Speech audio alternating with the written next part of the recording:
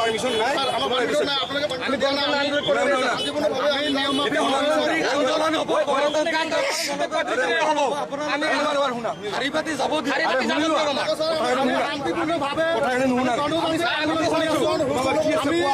আমার অভয়পুরী সমজিলা কার্যালয়ত আমি আমার পারমিশনের কারণে আবেদন করেছিলো কিন্তু এই সরকারখনে কেবল সংখ্যালঘু বিদ্বেষী হওয়ার বাবে এই সরকারখনে আমার পারমিশন বাতিল করছে।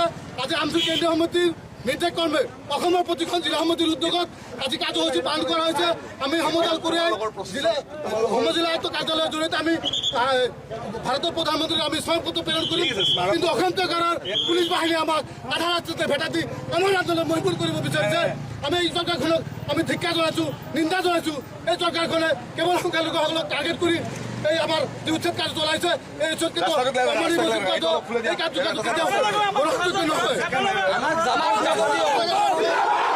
আমি সদস্য সংখ্যালঘু ছাত্ৰ ইউনিয়ন চুমুকী আমচুৰ কেন্দ্ৰীয় সমিতিৰ নিৰ্দেশ মৰ্মে অসমৰ প্ৰতিটো জিলা সমিতিৰ উদ্যোগত আমি সমদল কৰি জিলাসমূহৰ জিলা আয়ুক্ত সমজিলাসমূহৰ সমজিলা আয়ুক্ত আৰু মহকুমা deputyৰ জৰিয়তে অসমৰ যি উচ্ছেদৰ সমস্যা চলি আছে বৰ্তমান ধাৰাবাহিকভাৱে অসম চৰকাৰে যি কেৱল সংখ্যালঘু হোৱাৰ বাবে উচ্ছেদ কাৰ্য বাছি বাছি কৰি আছে, যাৰ পৰিপ্ৰেক্ষিতত আজি আমি সমদল কাৰ্যসূচী ৰূপায়ণ কৰি আমাৰ সমজিলা অভয়পুৰী সমজিলা জিলাৰ জিলা আয়ুক্তৰ জৰিয়তে ভাৰতৰ মাননীয় প্ৰধানমন্ত্ৰীলৈ আমি এখন স্মাৰক পত্ৰ প্ৰেৰণ কৰিম। কিন্তু এই অসম চৰকাৰৰ ফেৰনীয়া পুলিচ বাহিনীয়ে আমাক আধা বাটতে আমাৰ আন্দোলন মহিমূল কৰাৰ কাৰণে যি পন্থা হাতত লৈছে এই পন্থাক আমি তীব্ৰ ভাষাৰে গৰিহণা দিছোঁ, নিন্দা জনাইছোঁ। অনতিপলমে এই উচ্ছেদ কাৰ্য বন্ধ হ'ব লাগিব, অন্যথা সদস্য সংখ্যালঘু ছাত্ৰ ইউনিয়ন চমুকে আমচুৱে কেতিয়াও হাত সাপতি বহি নাথাকে। আজি এই কাৰ্যসূচী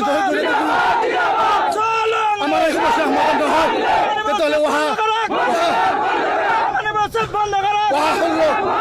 16 আৰু 17 তাৰিখে আমি দিল্লীৰ যন্তৰ মন্তৰত আমি কমাবলৈ আমি সাজু হৈ আছোঁ আৰু আমি নেশ্যনেল পৰ্যায়ত এখন ছেমিনাৰ 17 তাৰিখে আমি দিল্লীত অনুষ্ঠিত কৰিম। এই অসম চৰকাৰে যি উচ্ছেদ কাৰ্য চলাইছে সম্পূৰ্ণ সংখ্যালঘু বিদ্বেষী মনোভাৱ লৈ তেওঁলোকে ধৰ্মীয় সংখ্যালঘু হোৱাৰ বাবে উচ্ছেদ কাৰ্য চলাইছে। গতিকে উচ্ছেদ কাৰ্য অনুপলমে বন্ধ নকৰিলে অনাগত দিনত তীব্ৰতৰভাৱে ভয়ংকৰ আন্দোলন আমচুৱে গঢ়ি তুলিব। অসম চৰকাৰ সাজু হৈ থাকিবলৈ মই প্ৰত্যাহ্বান জনাইছোঁ।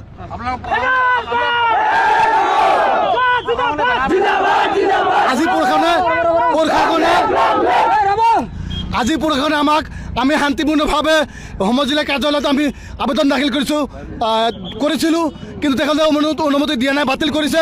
আমাক আধা বাটতে ভেটা দি তেখেতক আমাৰ আন্দোলন মহিমূল কৰিব বুলি তেখেতে চেষ্টা অব্যাহত ৰাখিছে। গতিকে এই চেষ্টাক আমি বিফল কৰাৰ কাৰণে আমি যিকোনো পৰিস্থিতি যাবলৈ যিকোনো গণতান্ত্ৰিক পদ্ধতি আমি গ্ৰহণ কৰিম।